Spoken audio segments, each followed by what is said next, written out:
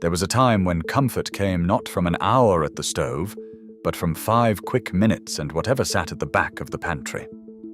The 1970s British kitchen ran on speed, thrift, and the warm glow of the gas ring. While the telly flickered with Morecambe and Wise, and the meter ticked through another power cut, mothers conjured supper from a tin, a loaf, and a knob of butter. These were not feasts. They were small mercies, quick, cheap, and gone in minutes. Yet somehow they tasted of home. Today, most have slipped quietly from our kitchens, replaced by ready meals and delivery apps. So let us bring them back. 25 forgotten British comfort dishes from the 1970s, every one of them on the table in 5 minutes flat. Let us begin our countdown with number 25. Number 25. Sugar sandwiches were the cheapest treat a child in the 1970s ever knew, and the quickest. 2 slices of soft white bread, a scrape of margarine, and a heavy shake of granulated sugar that crunched between your teeth like grit on a frosty pavement. Mum would press the slices together, cut them corner to corner, and hand them over without ceremony. A bag of sugar cost pennies, and a sandwich could be made before the kettle had even boiled. For families stretching the housekeeping until Friday's wage packet, this was pudding, treat, and peace offering all in one. Children carried them into the garden, sugar dusting their jumpers, while the bread soaked up the sweetness until it turned almost translucent. Dentists would faint at the thought today, but for a generation raised on rationing's long shadow, a sugar butty was a small, sweet kindness that asked almost nothing of the purse. Number 24. Connie Oni butties carried the taste of pure indulgence straight from the larder shelf. Condensed milk, thick and golden, spooned generously over buttered bread until it oozed at the edges. The name came from the old wartime slang, condensed milk shortened by tired tongues into something almost affectionate. A tin cost only a few new pence after decimalization arrived in 1971, and it kept for weeks without troubling the fridge. Children would dip a knife straight into the tin when no one was watching, and mothers pretended not to notice the spoon marks. Spread on bread, it set into a sticky, toffee-sweet layer that glued the slices together, and your fingers besides. It took 30 seconds to make, and a good deal longer to lick clean. For many, the very smell of a punctured carnation tin still summons a Saturday afternoon in front of the wrestling. Number 23. Dripping toast was the savory cousin of all those sweet butties, and arguably the most comforting of the lot. From the Sunday roast, every drop of beef fat was strained and saved in a chipped enamel pot kept by the cooker. By midweek, it had set into a pale, soft spread crowned with a dark, jellied layer of meaty goodness at the bottom. Mothers would slather it thick on hot toast, dig down for that precious brown jelly, and finish with a pinch of salt. The toast went under the grill, the dripping melted into every pore, and the kitchen filled with the ghost of last weekend's joint. It cost nothing at all, being a byproduct of a meal already eaten. In 5 minutes it delivered the deep, beefy warmth that no shop-bought spread has ever quite managed to copy. Number 22. Marmite on toast divided households then exactly as it does now. But in the 1970s, it was a tea-time fixture in millions of homes. The trick, every mother insisted, was the order of things. Butter the toast while it was still scalding so it melted in. Then a thin scrape of Marmite, never thick, smoothed to the very edges. Too much and a child's face would crumple in salty horror. Just enough, and it delivered a dark, yeasty depth that warmed you to the boots on a damp February night. A jar lasted months and cost very little, which made it a thrifty favorite for the lunchbox and the after-school plate. Bovril worked just the same for those who preferred their toast a touch beefier. Either way, It was savory comfort in under 5 minutes, the smell alone enough to pull children in from the cold. Number 21.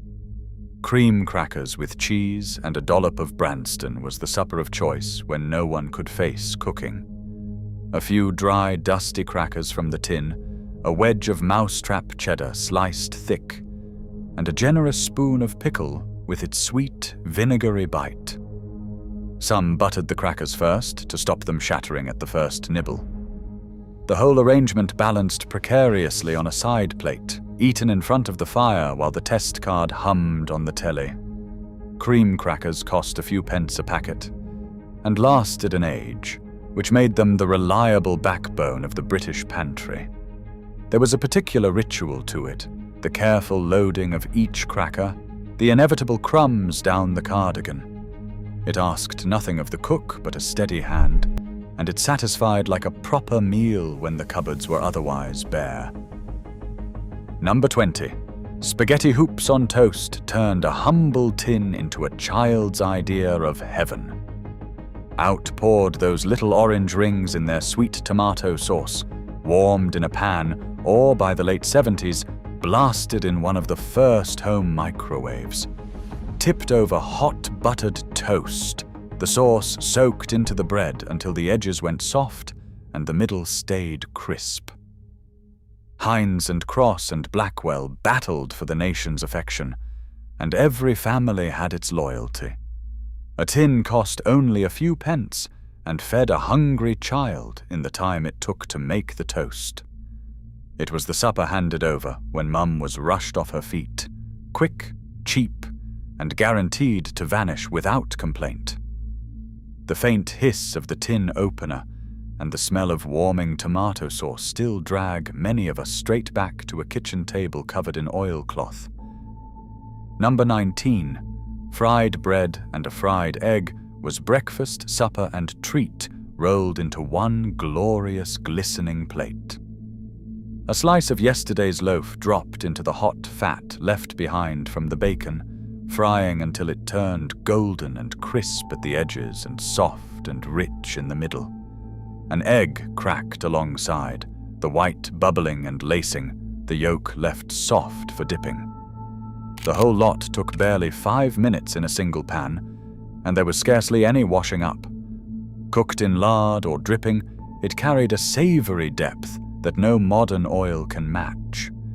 Children would mop the yolk with the corner of the fried bread, leaving the plate so clean it hardly needed rinsing. It was unapologetically heavy, unapologetically delicious, and it sent you out into a cold morning feeling armored against whatever the day might bring. Number 18. Pilchards on toast was a tea-time staple in homes where money was tight and protein was prized. A tin of pilchards in tomato sauce, those large, soft fish packed nose to tail, mashed roughly with a fork, and piled onto hot toast. Some warmed them in a pan first, others ate them straight from the tin, cold and unbothered. The sauce was tangy, the fish rich and oily, and the whole thing cost only a few pence while delivering a proper, filling meal. It carried a strong smell that lingered in the kitchen long after the plates were cleared, dividing families into the devoted and the appalled. Yet for those who grew up with it, pilchards on toast meant a quick, hearty supper on a Friday night. The kind of plain, honest food that filled you up and asked very little of the housekeeping in return. Number 17. Tinned tomatoes on toast was thrift distilled into its purest form, and gentler on the nose than its fishy neighbor. A tin of plum tomatoes tipped into a pan, broken up with a wooden spoon, seasoned with salt, pepper, and perhaps a whisper of sugar to take off the sharp edge. Simmered for a few minutes until thick, then poured over buttered toast that soaked up every drop of the juice. It cost barely anything and used a tin that sat in every cupboard in the land. The bread went soft and scarlet, the tomatoes sweet and savory at once, and a knob of butter melting on top, turned it into something almost luxurious. It was the supper of choice on the days before payday, proof that warmth and comfort could be coaxed from the most ordinary tin on the shelf in well under 5 minutes. Number 16. Crumpets with lashings of butter were the great tea-time indulgence of a 1970s winter afternoon. Toasted under the grill or speared on a fork before an open fire, those holy, spongy rounds drank up butter like nothing else on earth. The trick was to be generous, scandalously so, letting the butter pool and sink into every little crater until it ran down your wrist. A packet of 6 cost only a few pence, and they kept well in the bread bin for the dark days when nothing else would do. Some added a smear of jam or a drift of sugar, but the purists insisted on butter alone. They arrived steaming on the plate, golden and dripping, the perfect partner to a strong cup of tea. 5 minutes under the grill, and the whole house smelled of toasted comfort, of childhood, of the gentle ceremony of tea time. Number 15. Toasted tea cakes carried a slightly grander air, the sort of treat reserved for a visiting auntie or a rainy Sunday. Those fruited, spiced buns were split, toasted until the currants caught and crisped, then buttered, while still hot so it melted straight through. A pot of tea alongside, and you had a proper afternoon tea conjured in minutes from the corner shop's shelf. They cost a little more than plain bread, which lent them a faint sense of occasion. The smell of toasting fruit and warm spice would drift through the house, pulling everyone toward the kitchen. Children loved picking the sweet, blackened currants from the surface before tackling the buttered halves. It was the kind of small, civilized pleasure that the 1970s did so well, a moment of cozy ceremony that asked nothing more than a grill, a knife, and 5 unhurried minutes. Number 14. Semolina with a blob of jam was the milky pudding that schoolchildren either adored or dreaded, with very little in between. Semolina simmered in milk with a spoon of sugar, stirred until it thickened into a smooth, comforting porridge, then served with a generous dollop of strawberry or raspberry jam melting into a sweet red swirl in the middle. It cost very little, a bag of semolina lasting weeks, and it filled a cold child to the brim. The ritual was always the same, stirring the jam through to turn the whole bowl pink, or eating around it to save the best until last. Made on the hob in 5 minutes, it carried the warm, milky comfort of a nursery long since closed. For some it tasted of love and home. For others, of the dreaded dinner lady. Either way, it never left the memory. Number 13. Tinned rice pudding. Warmed and crowned with its precious skin, was the lazy genius of the 1970s pantry. Why stand over the oven for an hour when ambrosia had done the work for you? The tin was tipped into a pan, warmed through, and poured into bowls while still gently steaming.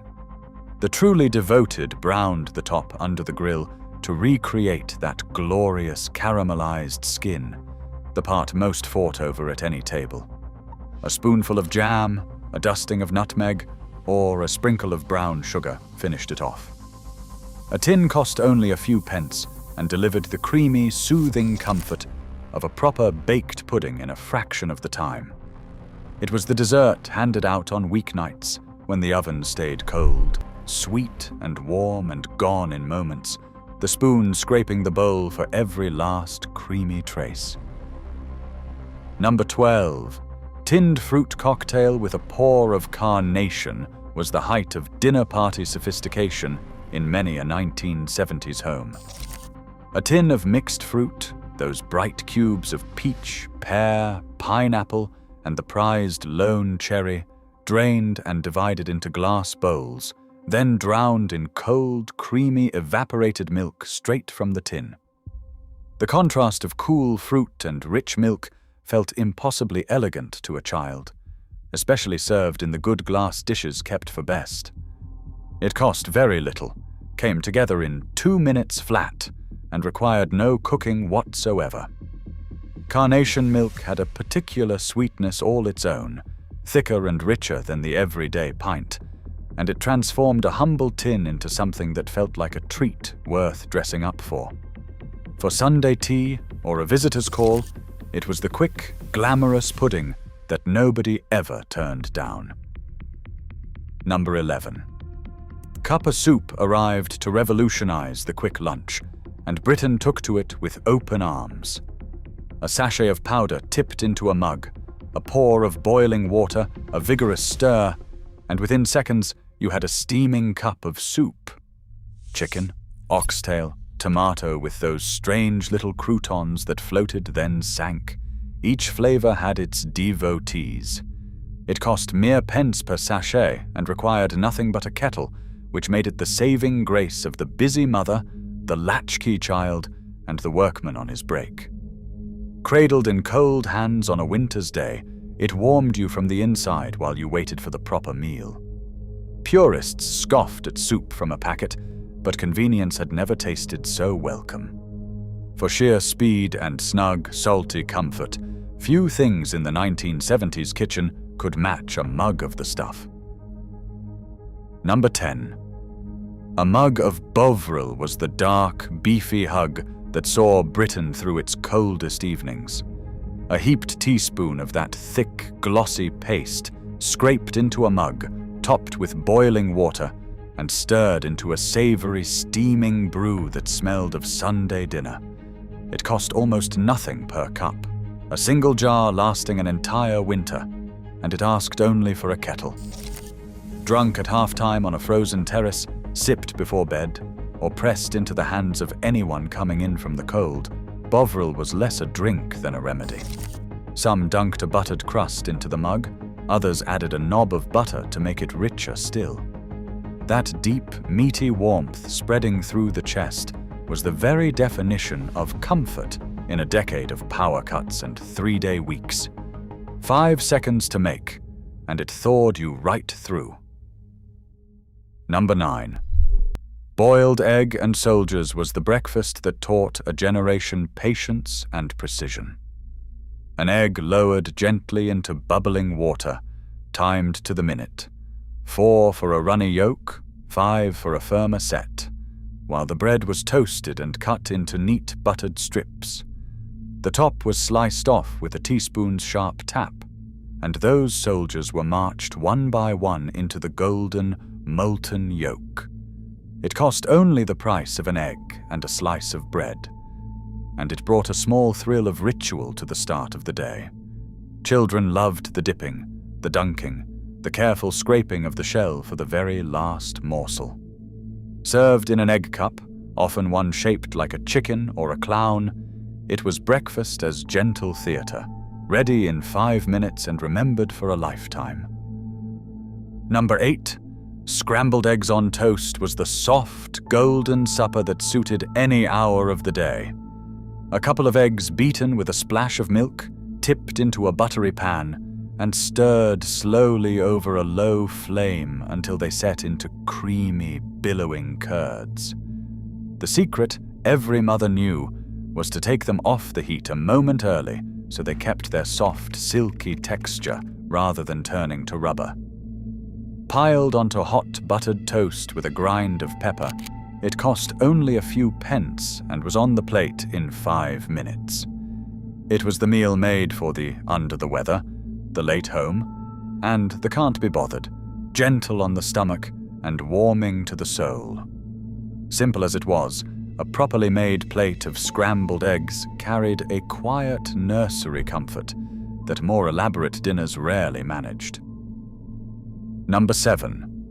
Welsh rarebit was cheese on toast that had put on its Sunday best. Rather than simply grilling a slab of cheddar, the cheese was melted in a pan with a splash of milk, a knob of butter, a shake of mustard powder, and a dash of Worcestershire sauce, sometimes even a drop of ale, then spread thickly over toast and grilled until it bubbled and blistered gold.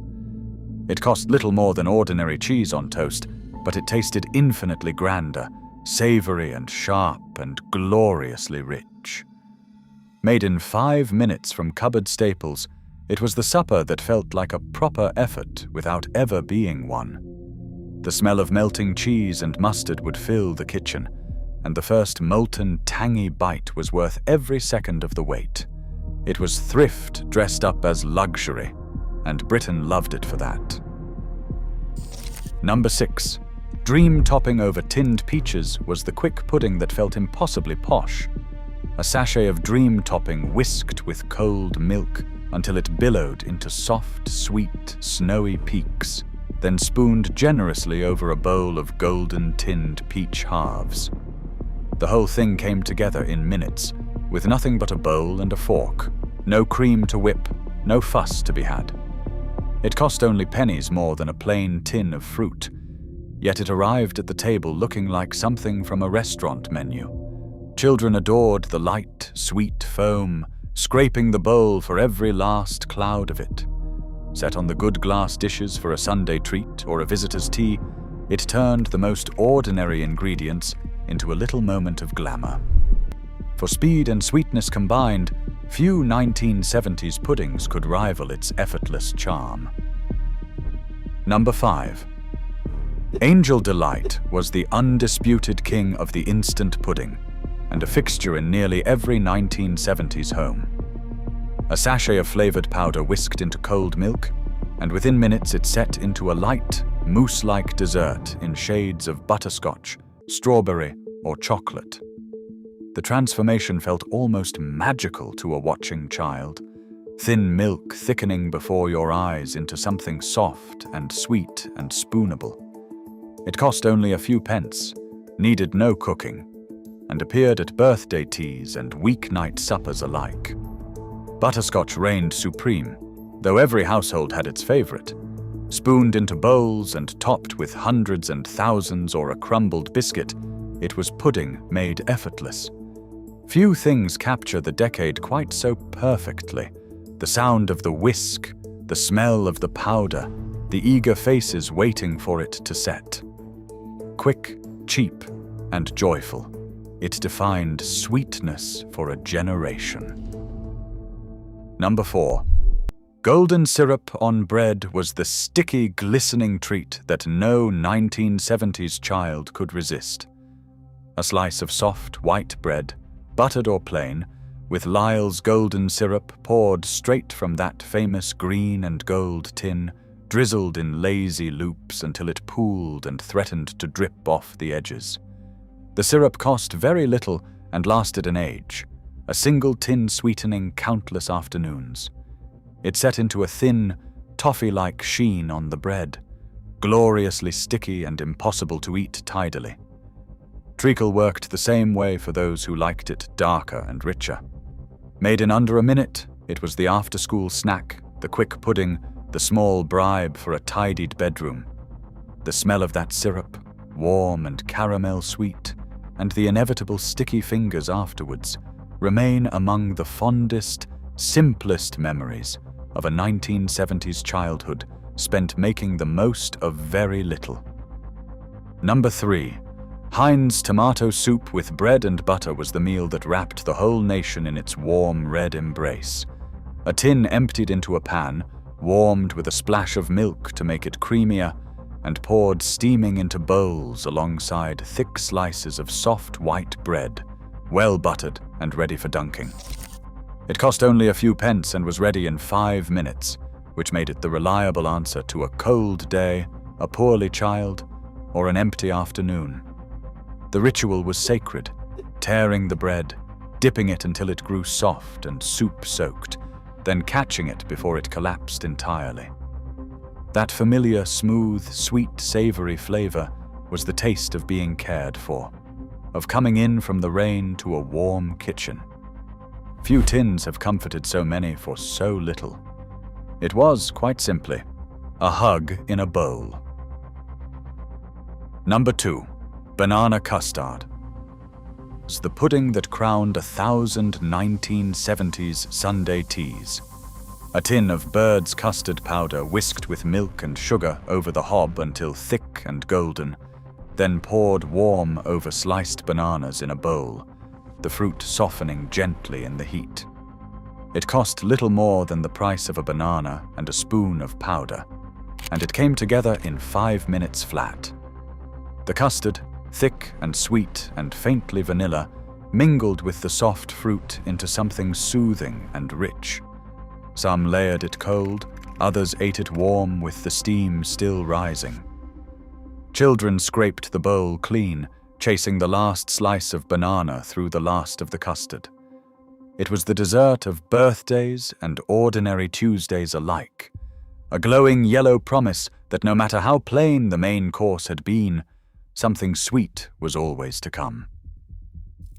And finally, in first place, beans on toast crowned the entire countdown as the ultimate 1970s comfort.